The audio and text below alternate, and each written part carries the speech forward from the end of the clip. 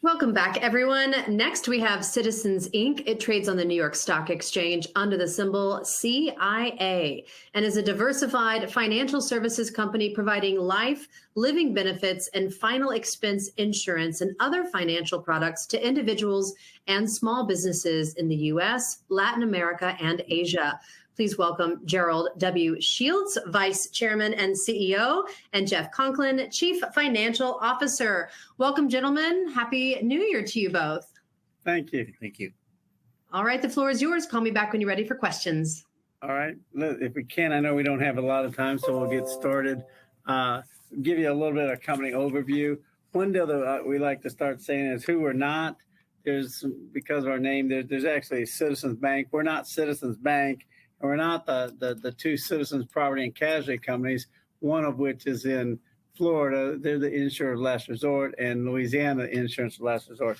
So we're not banks or property and casualty. So who are we?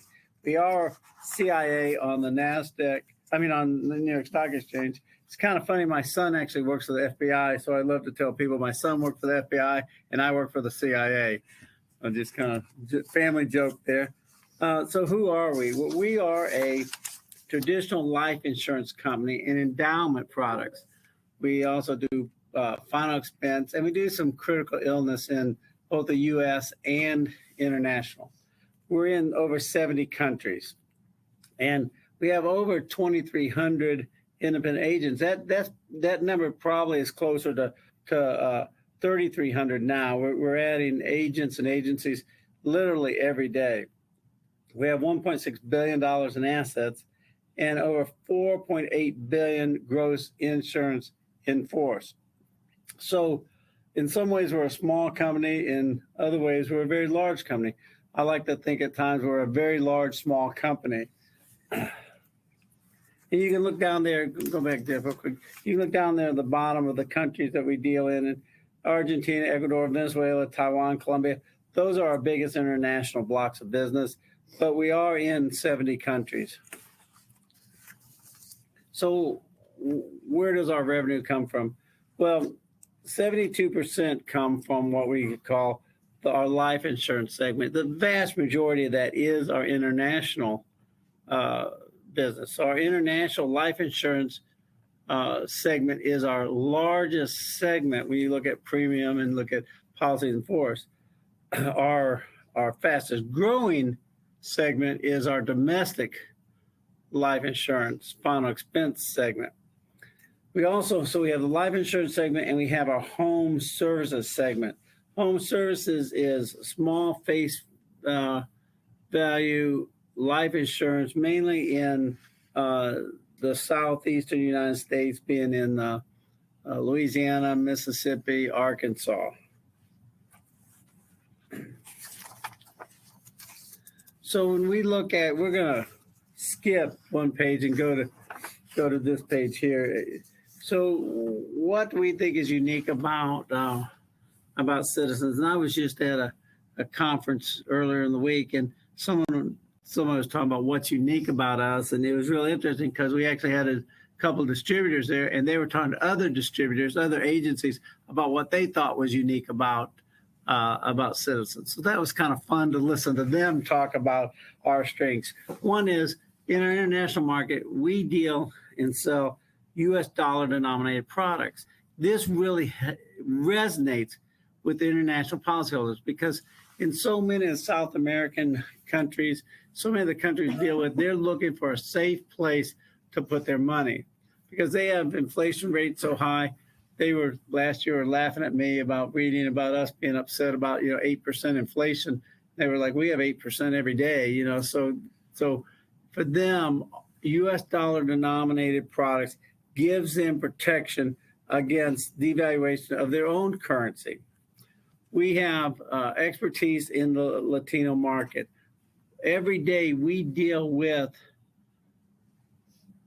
Latinos across the globe in not just the language, but in the culture. We think that's a strength, and we have people come through here and listen in our call center, and we have people from Colombia, from Costa Rica, from Cuba, from Argentina, and they're interacting with people in the culture that they're used to. That is a really big strength that we're beginning to capitalize within the United States, because the Hispanic community, the Latino, that's the fastest growing demographic in our country. We also specialize in what I would call some niche markets. We have a white label products. We have a whole marketing niche around professional athletes, South American, Latino athletes. And our ability to rapidly develop products. This shows that we had 20 products in 2021. Well, if you really go 21, 22, 23, we put out close to 30 new products. So our ability to put out products in a short time that are very market competitive is a big strength to us.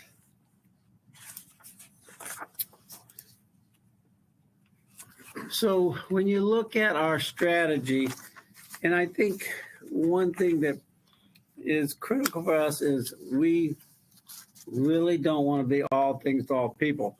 We want to do certain things really, really well, and we want to be market leaders in those products. I don't want to just shoot a shotgun up in the air and hope I hit something. So when you look at what is our strategy and what is our whole business focus, it's around sustained profitable growth and creating shareholder value. And key to that are what we think of as our 4 pillars of our growth. One is increase first-year sales. It's imperative that we increase first-year sales. And we do that through product innovation, through promotions, campaigns with our sales force, and with our process improvements. Looking for how do we remove the friction for our agents and for our policyholders. We really want to be, and we strive to be, a company that is easy to do business with. We're an insurance company. I once had a daughter who asked me what was insurance. I tried to explain it to her and couldn't very well, and finally came to the conclusion. I told her, I said, Paige, insurance is a promise. We make promises to people that during your worst, darkest days, we'll be there. We'll be there for you. And that's what we try to do by being easy to do business with, creating products that meet them. We also are focused on policy retentions. We don't want policyholders going out the back door as fast as we're bringing them in the front door. So we really strive to bring in policyholders who stay for long periods of time. We have policyholders, been policyholders for us for 40 years. We also believe that, and at this conference I was at where a bunch of our distributors are there, they multiple times talk about our execution, our ability to execute. To us, we're very focused on doing the things we said we were going to do, when we said we were going to do them, at the level that we committed to do them. If we do the first 3 well, it leads to good financial discipline and being a very strong financial company. So some key growth items specifically that we've accomplished, and then we will continue to improve on each of these metrics is displayed here. A couple of the key ones I want to hit is the amount of an insurance issued based on the new products innovation that Gerald mentioned earlier. We issued over 64% growth in our insurance in force from 21 to 22. Into 2023, this metric continues to grow, and we are year over year up versus 2022 into 2023. Our first year sales are up 13% year to date through 9 months, 2023, and that is now 4 consecutive quarters of year over year first year sales growth. We continue to focus on retention, as Gerald mentioned a bit earlier, continue to improve our renewal year premiums, which is premiums received on basically second payments from our policyholders. We also focus on growing our book value per share. That has continued to increase. I'll show you a slide here in a second to show kind of a bit of the trend line on that. We have no debt. We have the availability of a $20 million line of credit if we did need some cash. We actually have a share repurchase program as well that we've executed from time to time over the last couple of years as the board allowed that. Recently, in July 2022, we received our first ever AM Best rating, B++. We're very proud of that accomplishment. Yes. Next slide just shows the execution of the year-over-year insurance issued, new insurance issued. You can see that it's a combination of new innovative products, our successful selling campaigns, continue to grow our distribution relationships and agent counts. This is the shareholder returns, kind of showing the growth in our book value since 2021, from $4.78 up to $5.63. That excludes accumulated other comprehensive income, which we exclude.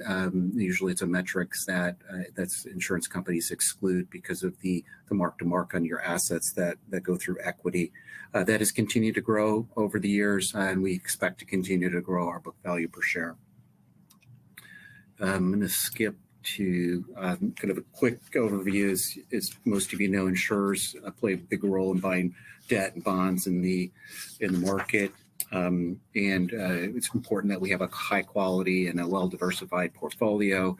You can see that it is that we do have an annualized investment yield above 4.5 through I believe September of 2023.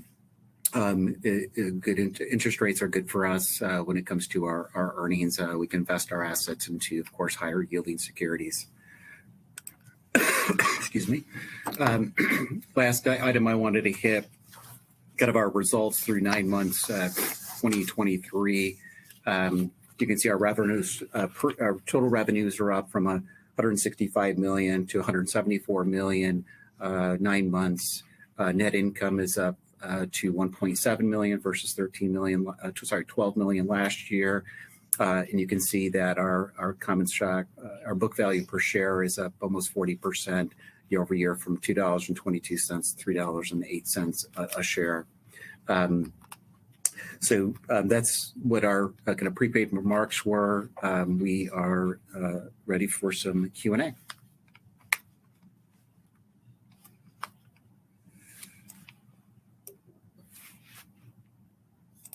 My clicker wasn't working. All right, let's jump into this. I want to talk about the biggest revenue growth drivers in 2024. Tell me about it. Okay, so I think, we previously announced, and some of those ones is in 2023, we really kicked off our domestic final expense products and distributors. That is going to be a tremendous growth for us. Our chief counsel is in the room to give me the no when I'm going too far on my comments, but that is really exciting growth. That is probably the biggest growth we see. Likewise, in our international market, which again is our biggest market, we started a new broker program where brokers, our current agencies are able to recruit brokers. We have one already signed up and training. That is going to drive good growth in our international market. It's all about distribution. Fantastic. Where do you see the products and the markets that will contribute to revenue growth the most over the next 24 months? Yeah, so I think if you look at percentage growth, it's definitely in our domestic final expense and critical illness products. I am very bullish on where we're going. I'm nervous on it. There's an old adage, I'm a big sports fan, not to, overshoot our punt coverage. So we gotta manage this well. That is really exciting, and that's why I say it. Our international market, we don't need to be in additional countries because we're so low penetration in our countries that we just need to expand our penetration in those geographies we're in. So I'm very optimistic that we can continue to grow revenue at really good rates, grow business by getting deeper penetration in the countries we're in. We have several strategies. We have a new senior vice president of sales. He has a lot of international experience, and he is very excited about the people he knows and the distributors he knows there. Perfect. Can you also talk about some other companies pursuing your markets? Who are your competitors and what is your competitive advantage? Sure, great question. So internationally, it'd be Pan Am is one of them, and Fidelity. Both of them are very solid companies. Our advantage is the U.S. dollar denominated products we offer. Our products are priced very competitive and have that U.S. dollar denominated protection. So they're able to protect their assets in U.S. dollars. That is a huge competitive advantage for us. Our products really, to a certain extent, are situated such that when the economy really gets bad in those international countries, they look for places to go put their dollars and their investments. They come to us. You know, many of you have seen recently, like what happened in Ecuador. Well, when we reach out to our field, they all tell us about what's happening with the revolts and everything in Ecuador. And two of them says, this is not really the best thing for our country. However, it's a great thing for our company because as there's turmoil there, they will want to protect their assets and protect their deals. That's a big competitive advantage we have over our competitors, is that U.S. dollar denominated. In the U.S., the question is kind of funny, is in the final expense, well, who isn't doing final expense? You can look on television and see all these different commercials. So why do we have a competitive advantage? One is our frictionless system. And again, this conference I was at, people were just talking about how easy it is to do business and take our applications. Our whole payments processing, our whole enrollment processing are a competitive advantage in the marketplace. That plus our product design. We designed our products to go down to a younger age than what everybody else does. And we don't necessarily go higher age, but down to a lower age. So you have a child who has type 2 diabetes, they can't get a lot of times regular life insurance. They can with us. So it's meeting that needs in the marketplace. That's a competitive advantage for us. Thank you for that. Randall Wheeler wants to know, how many agents do you have and how are you incentivizing them? So worldwide, we're probably 3,500 to 4,000. We pay commissions and our commissions are very competitive. We also, matter of fact, I was just in a meeting just 2 hours ago, we have contests and promotions constantly across our three markets being international, our security plan company in Mississippi, Arkansas, and Louisiana, and our U.S. final expense business, which is in 37 states. So for each of those agent groups, we have sales contests, we have sales conventions, and we have different incentives for them. And having done this for 40 years, salespeople are very incentive driven. That means a lot. And to a certain extent, if your company's not offering some sort of incentive and promotion, they'll go to the next company who they represent to get on their contest. Yeah, keep in mind, Sure. all of our agents are independent agents. Yeah, they're all independent agents. We don't have any employee agent. And Ray Haynes wants to know, do you have any investment products or are you strictly insurance? Are there any annuities in your product stockpile? On our international market, we have endowment products, which are kind of a hybrid between life insurance and a long-term investment. So we do have that in the international. In the U.S., we really don't. And Joan Hansen says insurance products typically require monthly payments. As an indication of where the market is going, what have you seen the default rate do over the past 12 months? So first, let's say about, I think there's two questions there. Okay, one is, are they typically, people pay for them monthly? That's true. It's interesting, in our international, they pay for them annual. It's not uncommon for us to go, very, very typical. We go sell some product and it's a $10,000 annual payment and they pay $10,000 up front. So again, because they want to get that money out of their currency. There are times where we'll have people internationally, and it's a $10,000 a year payment, and they'll pay 5 years premium up front, $50,000 here. Now I'm covered there because they want it out of their currency. In the U.S., most of everything what we have is monthly. We incent customers to do reoccurring through ACH, clearinghouse bank draft, and we incent them to do that, and that gives us better retention and better. Yeah. The second part of that question had to do with, I think, interest rates. Is that right? Yeah, the default rate over the past 12 months. No, if you're talking specifically on in our investment portfolio, we do not have any. We don't have any defaults in our investment portfolio. It's very solid. But as far as kind of the policyholders possibly side of things, I mean, with inflation and everything, they do have to make a decision on paying for groceries versus an insurance product. I don't think we've seen much of a deterioration, especially in international business, in our new domestic sales business at all. Kurt Chapman says, are any of your products truly unique, or do you simply pride yourself on customer service and ease of use? And what has been the key to your success? So I think we have a lot of products that are unique. We have products, life insurance products that have living benefits. So if you get a terminal disease, you can get a prepayment while you're still alive. We had someone write to us that said, I bought this product and I end up getting terminal cancer. And I was able to use the living benefit, and I was able to get $15,000 for me to take my grandkids to Florida to have a celebration and say goodbye to them before my wife got the life insurance policy. So I think we're very unique on that.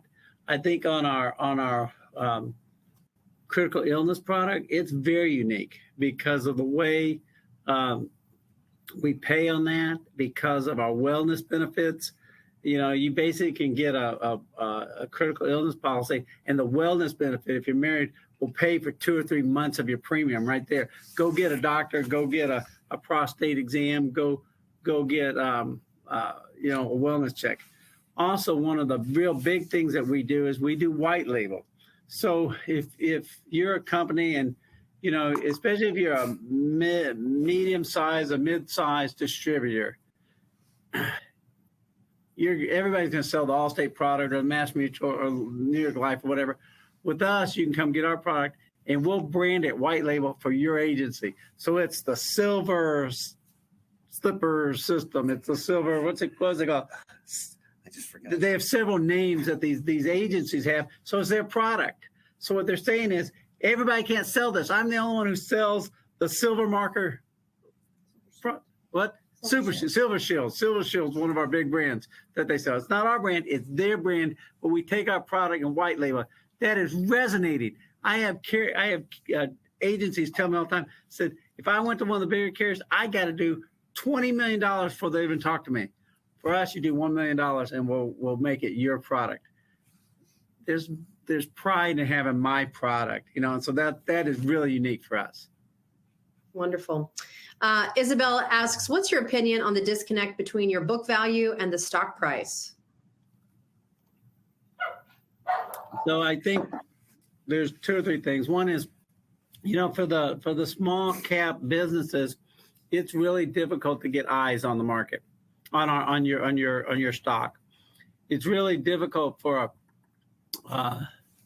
in tough financial times for people to come and want to invest in that. We were in the Russell 3000 back in 2022. 2022, the Russell 3000, they reshuffled and set new criteria, and we fell out of that. You can go very much so and look at when that got reshuffled and we fell out of the Russell 3000, the price fell. And so we've been fighting against that. We believe that that's going to change. So that's what it is. Look, I'm one of the top shareholders in the company and in the country of all of our shareholders, non-institutional. It affects my financial future. So we are fighting hard to do that. Makes sense. Kurt Massey asks if you can distinguish between revenue growth and the cost of the products. In other words, is customer growth consistent with revenue growth? Yes, very much so. So, yes. So, some companies, what they'll do is they'll just keep raising the price of their product. So they have more revenue, but they haven't got any more customers. That's not the game we play. To us, we do think our impact is covering more lives. To us, the biggest single thing that I really look at on that part is, are we getting more customers? Are we impacting more people? So very much so, we think customer growth and revenue growth are hand in glove.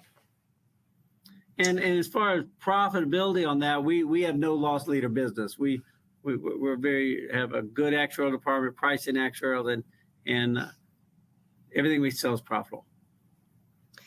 I'm going to try to combine two questions. Matt Harmon asks, what are the main or most desired products you're selling to customers in other countries? And Chris Schmidt wants to know, do you have health insurance products outside? What are the health insurance products that you sell? Okay, so the first part of that is we have a really, really compelling whole life product internationally. It's called our 360 product. It's really a unique product, and I can't go through all of it, but it has resonated. It is our biggest selling single product, okay? And so that's unique. And then our endowments are also unique. So those two are in the international market. That's what we're selling in outside countries. Some of those would not be able to sell in the U.S. because of U.S. tax laws, okay? So that's the reason they're international. We'd like to get something like our 360 in the U.S. that can meet the 7702 tax laws. The second question was medical. Yes and no. We have a critical illness product that we sell both international and we sell in the U.S. And it's growing quickly. It is a great product. Now, I used to be in the healthcare market, okay? I used to be in the healthcare insurance. Our critical illness product is a great product for those people who are on the ACA plan, or they're in Medicare supplement, because what it does is it generates money to you as a policyholder, not to your doctors, irrelevant of what it costs for you to do that. So it really helps you hit your deductibles. It helps you cover the things that your medical insurance does not. It really is a really super product. Now,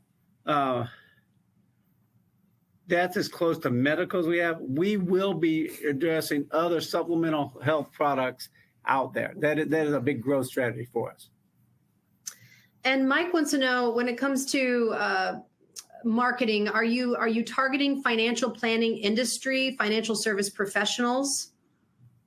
Yeah, so internationally, a lot of the people who sell our products, represent us, are financial planners, if you will. Okay, they are financial advisors. So that happens a lot on the international. On the U.S., there's certain laws and regulations that make that a little bit more difficult to do that. We do have several agencies that represent us that also have a financial services agency aspect to it. So that's where it goes. And you mentioned this earlier, but just clarify for John. He wants to know, do you license and train agents, or do you only hire licensed agents? So let me talk international and in the U.S. In the U.S., we only hire licensed agencies. Although we train them in our products, we train them in our enrollment system, we train them in our process and all that. But they are licensed before they can get appointed to us. On the international, we hire an awful lot of unlicensed people and train them and put them through insurance training, teaching them the insurance market, teaching them also our products and how to enroll and sell and service. So it's kind of a mixed bag. Well, wonderful. Gentlemen, do you have any closing remarks for your time with us today? I think the only thing I would say is, having been associated with this company for since 2016 or so, I've never seen a more exciting time for our company. And I wish all of y'all could come to Austin and walk through our building and feel the energy and the excitement here. we really see that our future is really ahead of us. Wonderful. Well, we thank you so much. We look forward to following along your journey more in 2024. Thank you for being on our conference again. Thank you. You have a good year. Thank you so much. Okay, everyone, this completes day one. We will see you all back here tomorrow morning, 9:30 Eastern, for day two of our Super Virtual Investor Conference. Thanks so much for watching, and we'll see you tomorrow.